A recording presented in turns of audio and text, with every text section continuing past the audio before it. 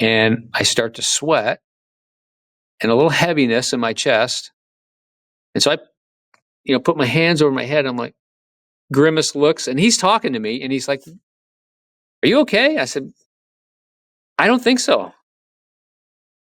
Scott, how did you find carnivore?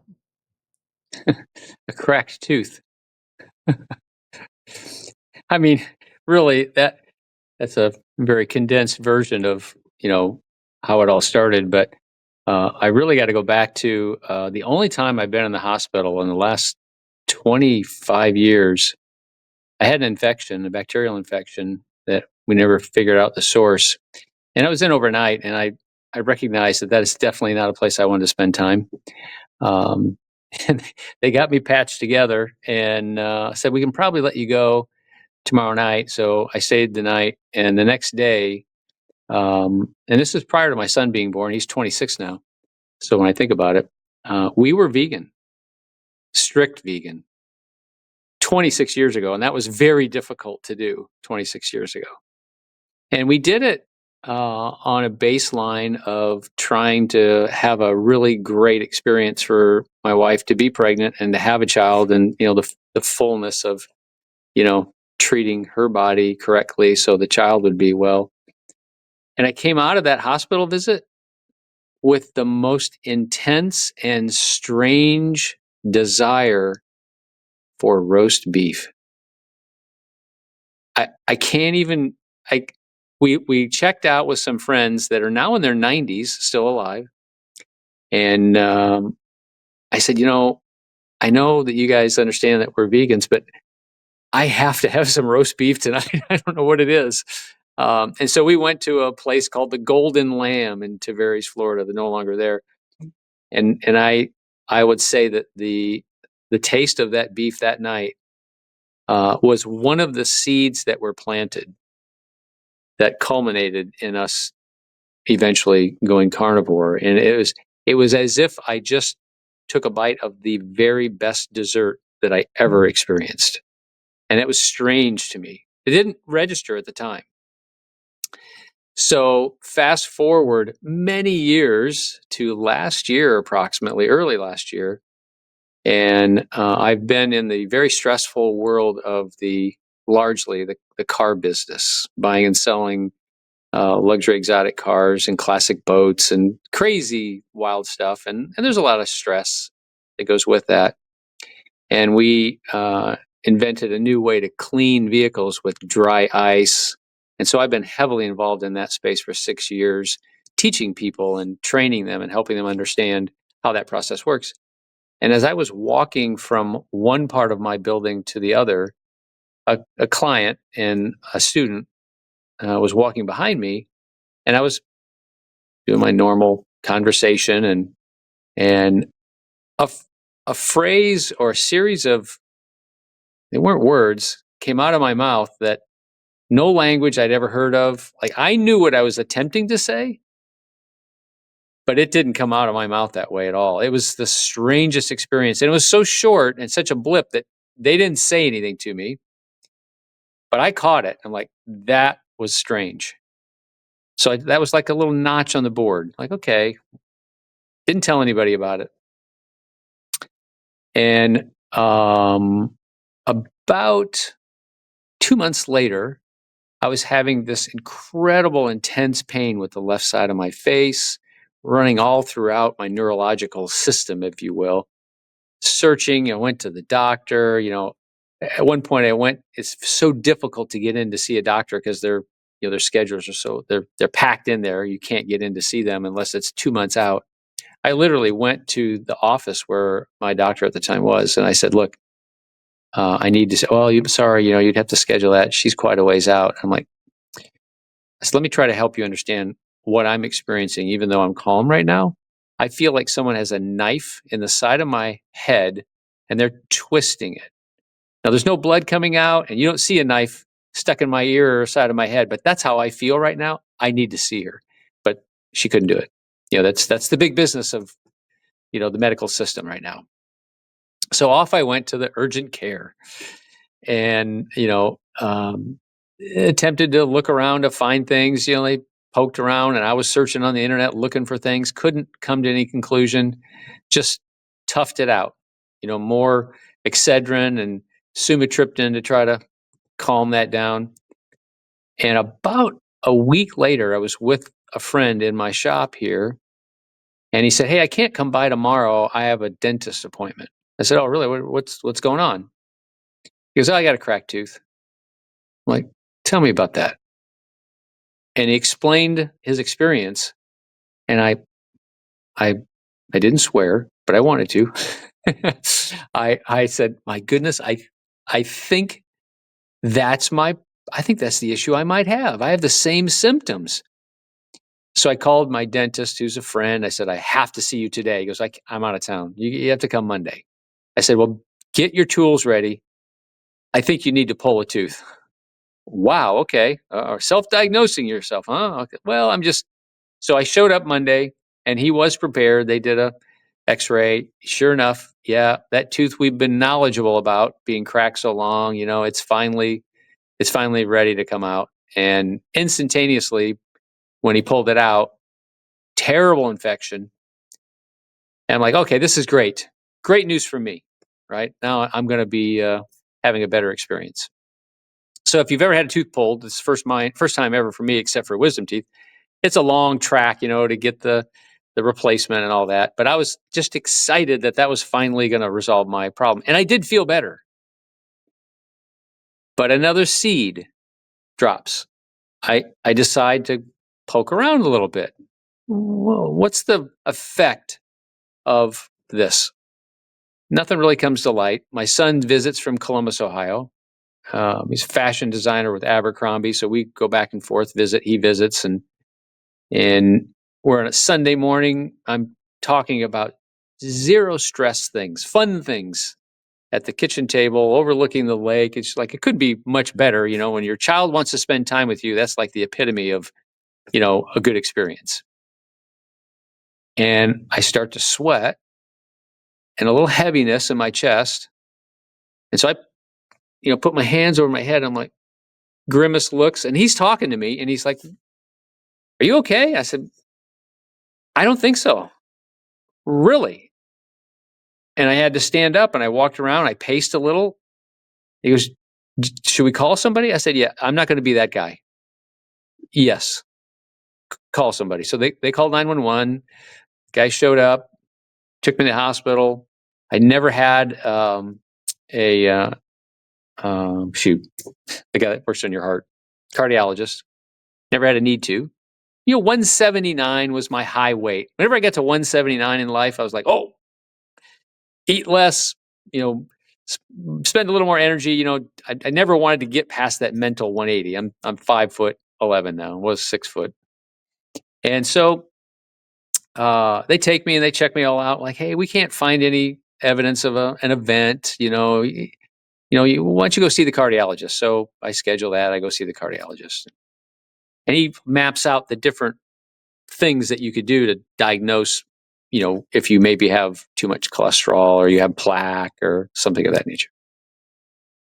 So I'm like a non professionally taught engineer, but my mind functions like an engineer. And I said, "How much to just go in and look?" Like, I don't want to go through all the things that are sort of telling. I want to know definitively. I want your eyes on the inside of my arteries to tell me, well, I'll give you a good faith estimate. So he gave me that. And I'm like, let's do it. I got too many things going on in life to not know. I want to know. So he does that.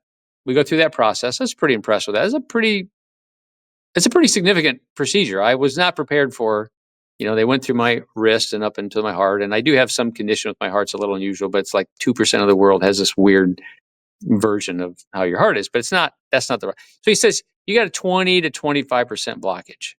I want you to go on a statin. I'm like, I'm familiar with the statin controversy. Let me research that a little bit and get back to you. A little pushback on him. And he says lightly or politely, "Well, are you afraid of a statin?" I said, "No, I just let me do some homework." So I go back and talk to some friends that have been on it, are on it, what their thoughts are. I dig a little bit. And I find a doctor that gave a comment on a YouTube video about inflammation. I discover that cholesterol is like the fire truck or the ambulance that goes to the scene of the accident and tries to protect you from inflammation. Right. Well, my engineer, not taught engineer brain says, well, wait a minute. If I lower the cholesterol and I still have inflammation, isn't that going to be counterproductive to the longevity of my life? And so this doctor explains that one of the most significant ways that you get inflammation in your body, and especially in your blood and in your arteries, is through your mouth. And I'm like, cracked tooth infection. So I'm playing internet doctor with myself, right? I think, voila, I've discovered the problem. So I feel like, okay, I'm past that hurdle because I got the tooth is, being repaired and, good. I don't have that anymore. So I go to my next visit with the cardiologist and he says, I want to get your cholesterol down. It's always high, always been high, according to what they consider to be high, right? My LDL, the bad cholesterol. And I'm just not there. I don't want to deal with the potential leg problems. I don't want to deal with, and I have this sense of, if you take any medicine, there's a side effect and there's risk. And I prefer not to take anything. I just don't want to. So he lets me go another few months. And the next time I visit, he goes, I'm going to put you on just a small dose, please. I said, fine, go ahead. So he prescribes me this small dose. I go and get it. I put it on my counter. I never take one. And I'm changing my diet like crazy, right? I'm doing all the things that I think might be beneficial to lower my cholesterol. I haven't discovered, what was to come yet. And so I go back for the next visit and he says, yeah, that's not it. That amount, that dosage is not getting the job done. We got to up your dosage. And I said, well, I haven't taken any, so there's a reason why that's not doing anything, because I didn't take any. So he says, what are you afraid of? And, falling short of swearing again, I said, I'm not afraid of anything.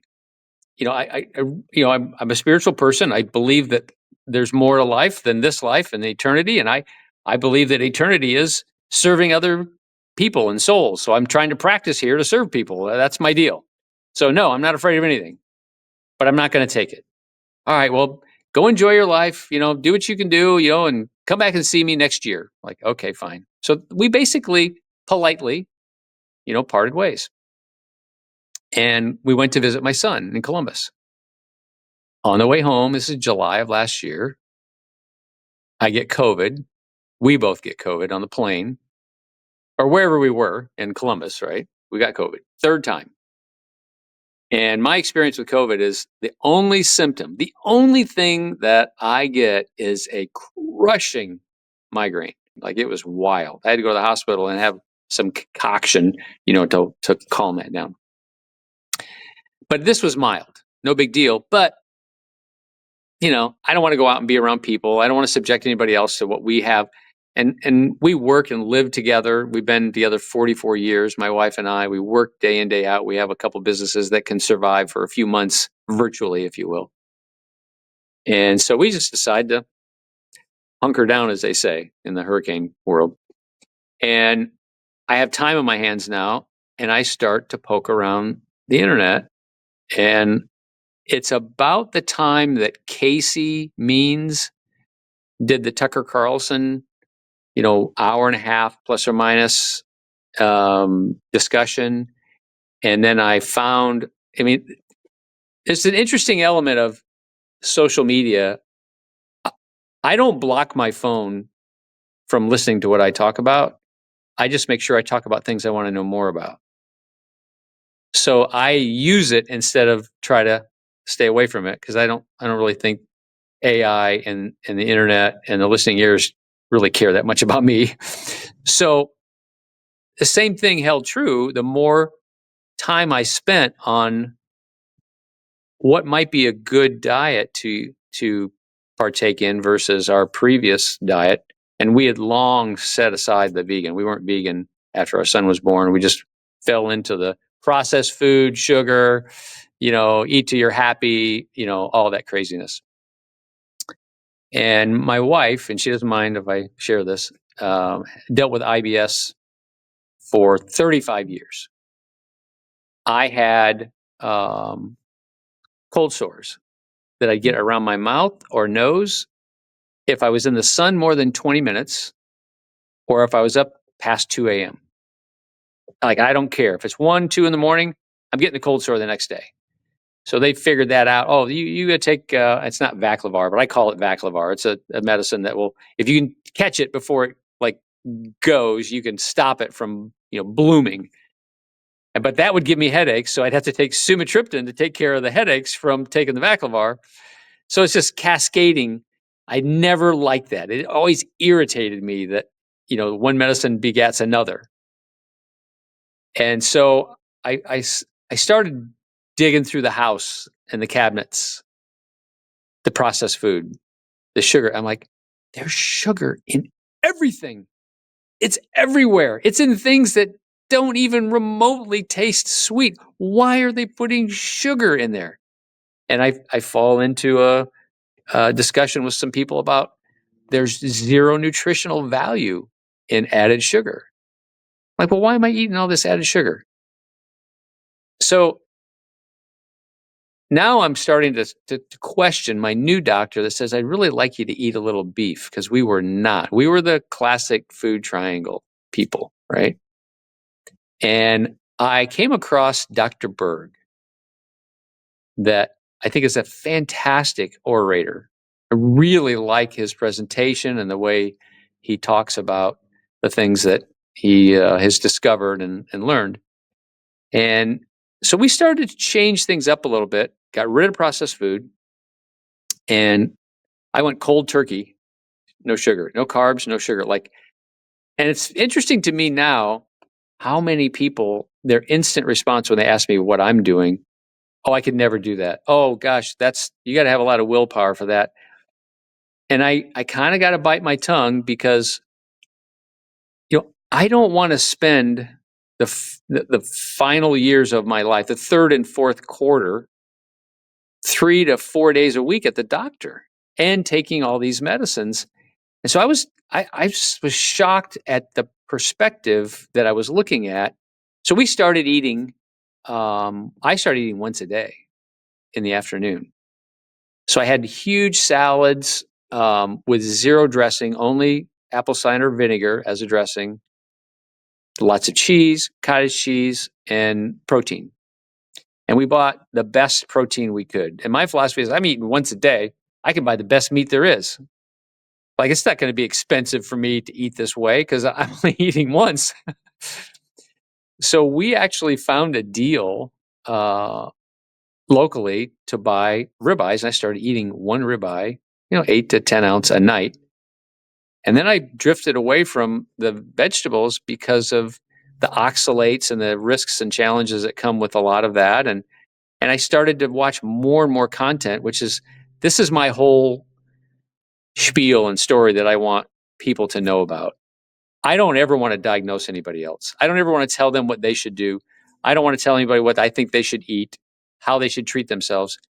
I just want them to look for solutions for them. And 20 years ago, you couldn't do this. There was no content. You only had the medical community and the triangle that was telling you what to eat, and that's all you knew. And I definitively remember saying to friends, if someone would just tell me what to eat that's right, I would do it religiously. I just want to be healthy. And so it turns out it's my fault. I think we all fall back on that as human beings. We want to be told things definitively. And I think we have to take more responsibility for looking. And I Yeah, think I Go think ahead. that's a little bit like a human it's a pattern that we get into as humans, like, because everything there's a process for everything, there's steps for everything, and so we just go, "Well, just give me the button for how I should be eating properly, and I'll stick with it." Yes, that's 100%, Dave. I mean, and I want to thank you for this medium because for anybody that tortures themselves and listens to me talk about this through your show, that's hopefully beneficial to them in some way. But this gives me an opportunity to take your content and send to people that I genuinely care about. I don't want to preach to them. I've had life changes and experiences that were best suited to me when I witnessed something in someone else and decided that I wanted it. And so I don't want to talk to people. I just want to explain about my experience so that would potentially cause them, maybe it's that seed in their lives. All right, I'm going to spend some time. I'm going to look into this. I'm going to see what would be good for me. And I just I'm so excited about the volume of content that you can find. And it's not that I follow one, two, or three. I follow like 40 different people and blend that as I listen and find new people constantly. And when you do that, I'll challenge anybody. If you do that, you will find some very common themes that you can't ignore. And that's exciting to me. I mean, that is really, I think, a very big part of where we can go as a society to try to, get ourselves back in line with having a great experience. My son's 26. I'm 62. I want to see him when he's 45 and 50 years old.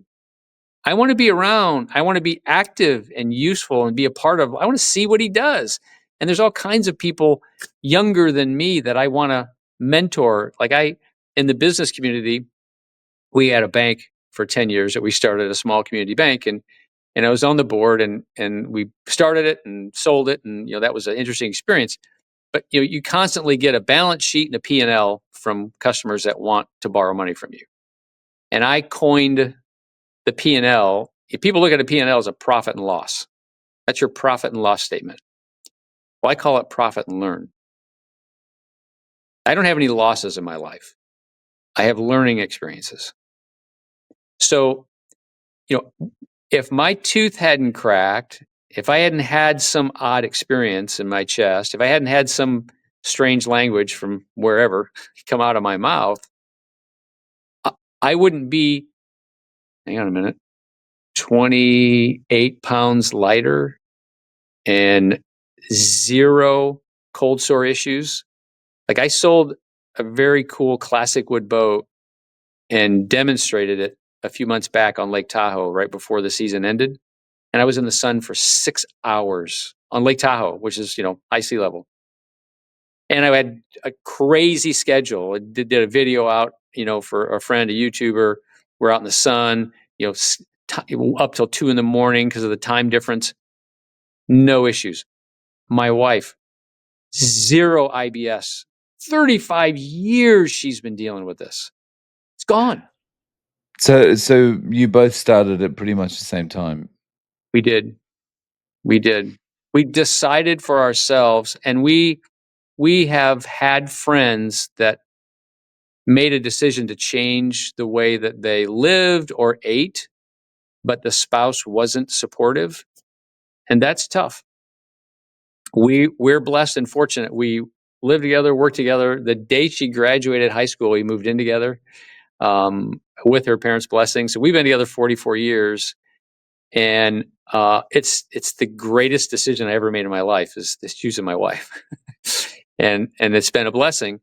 But we do have that benefit of we do things together a lot, and that's a pretty important element, I think, of any change that someone desires or wants to make. For myself, the challenges now are to not be annoying, irritant to friends. You go out to dinner, like we're going out to dinner tonight with some friends, and you know, you, I'm not going to go to someone's house to say I'm not eating that. Oh, here, I brought my steak.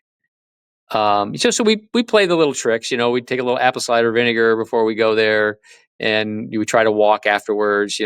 Just try to lower those spikes if they do occur. And so, I one thing I don't care for about this change for us is I don't like being labeled. Oh, you're a carnivore. Oh, you're on keto. Oh, you're. I mean, it's so I keep searching for the best way for me to explain. I'm not a hard line on anything. Like if you put a dessert in front of me and you're celebrating, I'm going to have a bite of dessert. It's not going to kill me. I mean, goodness knows I had 61 years of not really, like, just to give you an idea. My dad put me in a Kenworth semi hauling heavy equipment when I was 14. And so I was hauling heavy equipment on the road with a semi at 14 years old. I actually have that truck. I found it and bought it back. I own it today. I would stop at McDonald's as a teenager, and this would be my meal: a large strawberry shake, 2 quarter pounders with cheese, a large fry, a cherry pie, and a Coke. I can't even fathom what my body was trying to accomplish, as I was ingesting that. And so I can't tell you how exciting it is for me to know and have confidence I'm feeding my body proteins and fats, and it's running off of those. I didn't have to go crazy on an exercise program to feel better, have better experiences, look better, lose the weight. Like I'm seeing parts of my body I haven't seen for 40 years. And it's so encouraging. And it's like I can't emphasize enough how I would like for people to look for their solution. What's right for them. Not looking is the crime. I mean, really. Yeah. Because ultimately, whichever doctor you go to, they're all pretty much gonna say the same thing, right? Whichever doctor or nutritionist you happen to go to. So it's really you've gotta kind of do the work yourself to find out what's gonna work for you, right? Yes, and I want to be really careful about demonizing the medical community and the pharmaceutical world. And like the first place I'm going to go if I have a traumatic event is to one of those persons to fix me so I don't die, right? And I was thankful for the cocktail they gave me to relieve my COVID headache, back in 2020. I'm not against that. But what I also recognize is that the business I've come to understand now, I haven't substantiated it in writing, but I've heard it enough from sources that the doctors can't secure the insurance for the practice unless they prescribe statin whenever the patient's over X. And so if they want to have a practice and have insurance, their hands are tied. And so that coupled with the doctors sell their practice to big business says, how many billable hours do you have? We're going to fill them up. And that's why you can't just call your doctor and say, can I stop and see you? They don't have that time. So we went to an executive doctor plan locally. It gives us, I mean, I can literally call them. It's, several $1,000s a year to be on the plan. And then I have access to call them in emergency. And for me, we've decided to, with respect to the cost of the way we eat now and that experience, we've changed other fiscal parts of our life to accommodate that we think is more important. So, it's not like, oh, it's just some wealthy guy, treating himself to all these wonderful things that I don't have access to. I don't believe that is the case. I think it's about management and everything. We don't consider ourselves. I mean, we started our lives together in debt. We literally started our careers together in the hole because the trucking business went broke, and I was, all excited to be a teenager on, the note for buying all the equipment as a vice president of the company until the company went under. And that was sobering, right? So now we're focused on something interesting. I believe that good health is a three-legged stool. It's activity and exercise, putting the right stuff in your body, and stress that you can live with, right? Not a crazy amount of stress. And I have subjected my wife and I and my family to a higher level of stress than I think I should have. I've followed my passions in life and business, but what came with that as a banker, a city commissioner, and a mayor, and multiple business owner, and the car business in general doesn't have a good track record for health. It's just a grind. We push hard, and so I, interestingly enough, last January dedicated the next 10 years to my wife, because for over 40 years she's supported the passions. It's been good for us. We've functioned well financially and as a household, but it's not like she went to school and found passion in taking care of all the accounting and bookwork and such. And so I don't think I added to her experience by subjecting her to something that she wanted to do for our benefit, but it wasn't really her passion. So part of our next step is to work on that leg, that stress. So we're actually closing this shop. We're selling the last few vehicles, and we're closing this shop, and we're moving completely virtual, which is going to be a really exciting thing for her. And I'm still going to be able to function and talk to my car buddies, and continue to do things that is fun to me. But I'm in an odd position of influence, having built a reputation in that space, in the dry space and the car space and a few others, that I feel an obligation. I don't want to preach. I don't want to tell. I don't want to, make anybody feel awkward or uncomfortable, but I also don't want them to not know. And I think as you make an effort to try to see what might be good for you, the content out there is spectacular now, and it's because of people like yourself. Thank you. So just to go back a little bit, so when you found Dr. Berg, um, you had started, you were on the one meal a day, and then you eventually kind of left the vegetables and that kind of thing behind. So, like, that's been how long? So I think you said July last year? July last year, and probably the thing that was the most telling, like everybody always looks for immediate results when they do anything, right? Mm. That's like the hardest part. If you don't get immediate results, you might fall off the wagon, whatever it is. The most immediate thing that I found fascinating is I never left the table with that, oh my gosh, like Thanksgiving, Christmas. Oh, I can't eat another bite. Oh my, my wife wasn't walking around looking like she's 3 months pregnant, even though, she's not that build. I mean, literally, we would just always be gassed up.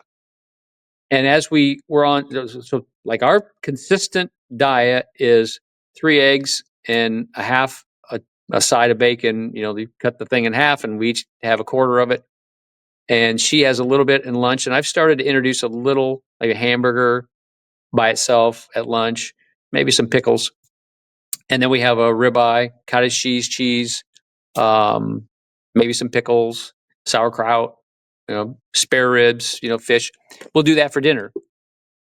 I just feel I just am shocked that I can be satiated and not eat lunch and not be like, I'm starving. I got to have something. I just remember that treadmill, right? It's like, make sure you got snacks everywhere, you know, and you don't That need that. Yeah, that was the worst, one of the worst things day to day, that you don't realize how bad it is until you get away from it. Is Yeah. like that constant feeling of what's next? What am I eating next? Come on, I'm only going to be able to go for 2 hours, so I need to have something in reach, or I need to know where I'm going to buy something. Yes, that's 100%. And so we went on vacation over Christmas and New Year's with our son. So we had this older. We call it the nostalgia trip. We took a car that I bought, a 2000 Lexus Sport Utility. It was really nice condition, and those are super popular. And So we took this on a trip up into the Carolinas in the mountains, and we went there because we thought, well, if anybody needs our tourist dollars, they could use it in the Asheville area. So we spent our time there, and we had an agreement with our son. Our son is a modest build, but he's starting to show some signs. Sedentary life, you know, at the computer almost all the time, and lives by himself, and has a dog, but it's seasons. And so he's listening to us, and yeah, okay, I don't know. I said, let me just say this: we want you to experience what we experience for our time on vacation. You're going to eat well. You're going to like it. You're going to have steak every night. Uh, and I don't care if you do it afterwards. I just want you to know what we do so that you can have that experience. And maybe we're gone next year or 20 years or 10 years, but it doesn't matter. You will know if you ever want to turn to something that definitively works, because that's what I had missing. That's what I didn't have. So we want you to see what this is all about. And so he agreed, which we are very appreciative of. And we ate well and had a nice time. I took some liberties on vacation, and I paid, 3 to 5 pounds for it. But, that was also good too. I wanted him to see that we're not like, hardcore. And he got back home the first week of January. He said, I'm going to try this for a month. I'm like, hey, we'll support you. Whatever you need from us, we're happy to help you make this effort. And it was so close. He was so close to almost giving up. And a couple people noticed, oh, you look a little different, Dawson. And he, that was like a trigger. And then he likes to drink wine. And I'm like, I'm not telling you to do anything. I'm just telling you that that's going to have an effect on you, right? You can try to justify, well, could I just this? Could I just that? I'll give you the information that I've come to know, and you decide what's right for you. Well, the upshot of it all, now we're a couple months into it, and he's lost. I think today was his. I'm not going to tell you the number. It's not fair for me to do that. But he lost, I think, 14 pounds now, and he looks fantastic. And this is something we didn't even touch on, but he started. He lives on the largest park front in Columbus, Ohio, and he started doing a lap in the evenings, even in the winter. So And it's like he feels like he wants to get out there now. right, he plays pickleball on Sundays, and he used to play tennis, so he's a perfect convert to pickleball. And I think this is my hypothesis. He likes being good at pickleball because he's got energy and he's got, it all goes together, right? And so even if he decides for some reason, maybe there's some trauma in his life, it's very possible. He now knows, he's experienced it, it's touched him. And, that's the part that I think is so critical, so valuable. I, I would say that the most significant experiences in my life were because I witnessed from someone else something that I wanted. And I've got a friend that was in the car business with me in 1993, and gosh, he ground on me so hard about carnivore, and I'd see him just devouring meat like 4 or 5 years ago, and he's just buff and cut, and he's younger than me by 10 years, but it's the seeds that drop along the way. It's all those seeds that finally gather up and they sprout and they grow, and you can't deny it. But if you're not going to acknowledge the seeds, and if you're going to find all the excuses of why they'll never grow, they won't. Yeah, well said. Um, so like at this stage, you're looking at this as this is just life now. There's no going back. Yes, it is. So, I find it interesting to hear people comment about I've been on carnivore or keto or some form of what we're doing for a year and a half, 2 years. I started introducing vegetables in.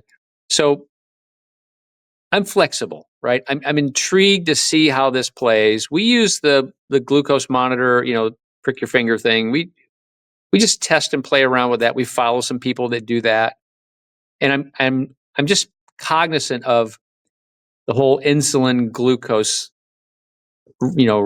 connection to what our body needs, and probably the part that is most inspiring to me and why I would say yes, I'm going all in all the rest of my life is how supportive it is of your hormones and how important they are.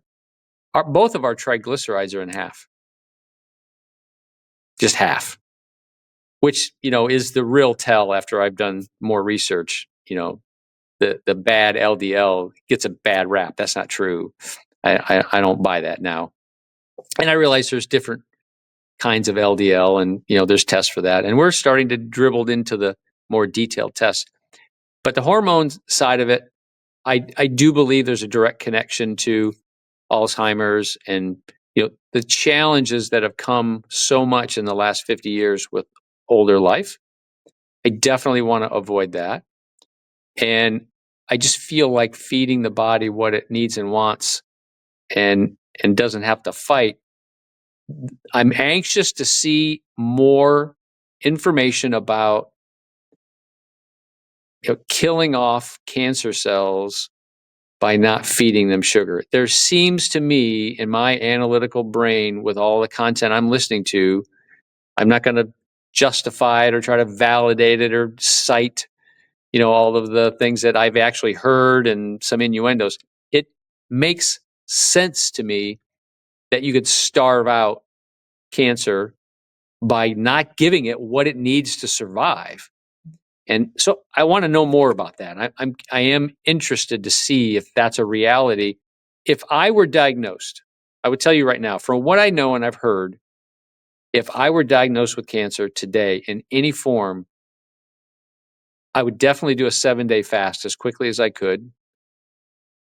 And I intend to do a 7-day fast once we get out of the shop and my physical life slows down, because I don't want to do a fast while I'm needing energy. But I believe that that is a big part of the struggle that we're having with this situation with cancer. So if I can be 80, 85, 90 years old and have my legs, have strength in my body and be active and not have to spend, like, I live in central Florida between Orlando and the Villages. And if you've never heard of the Villages, it is the largest adult or senior population concentrated in the world. Right? There's more people that are 55 and older in the Villages than anywhere in the world. And it's growing leaps and bounds. And guess what else there are more of in that geographic area? Urgent care, doctors, testing facilities, all of the things that go with an unfortunate third and fourth quarter life experience by not treating your body. I don't want to be that statistic.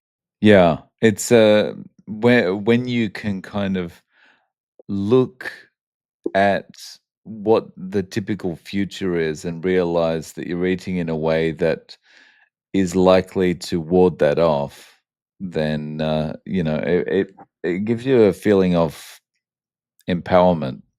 It does. Like, if I get hit by a truck, then so be it. I'll take that. If that's what it is. If that's my fate. I'm healthy at 62 or 72 or 82 or 92, and I get hit by a truck. Fine, but it's the quality of life, right? It's okay. Can I stay alive visiting the doctor 3 to 5 days a week? That's not my idea of why I worked for 45 years. To have an experience that just doesn't work. One of the I live in Japan. One of the things in Japan, once people start to get into their 70s and 80s, a social activity for them is actually being at the doctor and catching up with their friends at the doctor's clinic. And it's like I couldn't think of anything worse. That I my couldn't get it social up. life relies around booking appointments to get prescriptions filled. No, that's scary to me, and I'm now completely prescription free. I don't take anything. And my wife has set aside all but progesterone, if I said that right. But she got off thyroid medicine. She's not on that anymore. And we're just having a very interesting experience with this, and I want to continue that. That's the type of experience in life that I'd like to have. And the only downside is when you see people you care about deeply and greatly, and you can't just go say anything to them. It's the greatest struggle.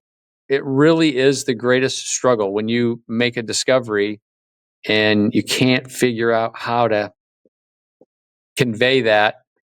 So I've just kind of distilled it down rather than get into the minutia of keto or carnivore or what steak or what. Just please look, just for your own benefit. And if you can't do it for yourself, if you have people that rely on you, a wife or a spouse or a partner or a child, do it for them. I mean, like nothing that has happened to me in the last 10 years is more prominent than the experience that my son is having right now with this situation. I mean, when he conveyed to us this morning that he broke through another 3 pounds, 4 pounds, he was kind of stuck at a number. He broke through. It's like there's no bad news for me today. I don't care what happens in life. That's as good as it gets. And so, for all the warriors like yourself that are out there presenting this, I'm like, Dave, what would you do 20 years ago if you wanted to do this? You can't. It doesn't exist. There's no way to get the word out. That's right. Yeah. Yeah, it's often have that feeling, you've got this key. You wanna like, you see someone who's sick, got a friend or a family member who's sick, and you wanna say, "Look, just do this, just try this," but then you look like the crazy person, and you're just gonna push them further away, right? Well, But the you feel like your hands are tied because it's like, when your kids are growing up and you're teaching them about road safety, and it's like having your hands tied and knowing that if you just run into the middle of the road, you're probably gonna get hit by a bus, but you can't teach your kids that. right. It's We crazy. had so I was born and raised Catholic and went to a Catholic school, and I became involved with a gentleman in business that was not Catholic, but he was just the calmest person. And in the struggle of a significant day or moment, I was so impressed by how he handled it. So we became involved and understood more about his faith, and it changed how I look at my opinion of eternity and such. And so we started attending as counselors a Bible camp in the summer in Iowa. And we would come home from that experience and be so annoying to everyone around us because, you know, you're high on Jesus, and the people around you are like, take it down a notch. Just, chill out. I know you just got back from this. You had a great experience and all that, but, we're out here in the trenches. And this is a little bit like that. You're experiencing something that has been a little annoying or a lot annoying. I can't. If you've never had IBS, I haven't, but I've spent so much time with my wife. I was like the backup plan if she didn't know where. Like if she said I might need to use a restroom, I knew what that really meant. That means in the next 30 seconds, I need to find a restroom for her. You know, and to be void of that completely. Like, go ahead, ask me. Would you wished you had done this 10, 20, 30 years ago? 100%. Am I mad about it? Disappointed. I'm not mad. I'm glad to have found it. I really am. And I won't say that anybody pushed us on it, but it's just paying attention to those nudges or those seeds that are planted, and just don't ignore them. Just what you have a lot to lose. Instead of saying, what do you have to lose? I say, you have a lot to lose. Yeah, definitely.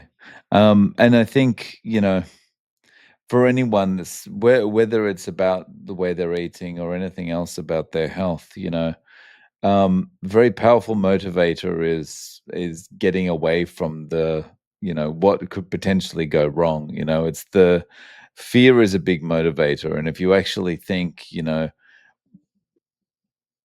I don't want to have the stroke, I don't want to have the heart attack, I don't want to have all these things, it's like, well, just do your best to treat your body in a way that that's not going to happen.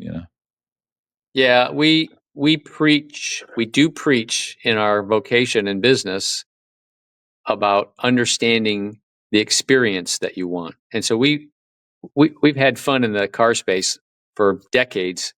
I sold a car to a vice president of John Deere back in the 80s. I was trying to sell him a car, and he had a car he wanted to trade in. And I offered him 22,000 for it, and he said, "Oh no, I could never trade. I'd have to have at least 28."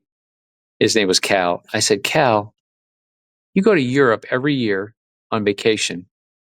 You spend $8,000 to $10,000. You come home and rave about how much fun you had. You book your plans for the next year, and you have nothing tangible to show for it.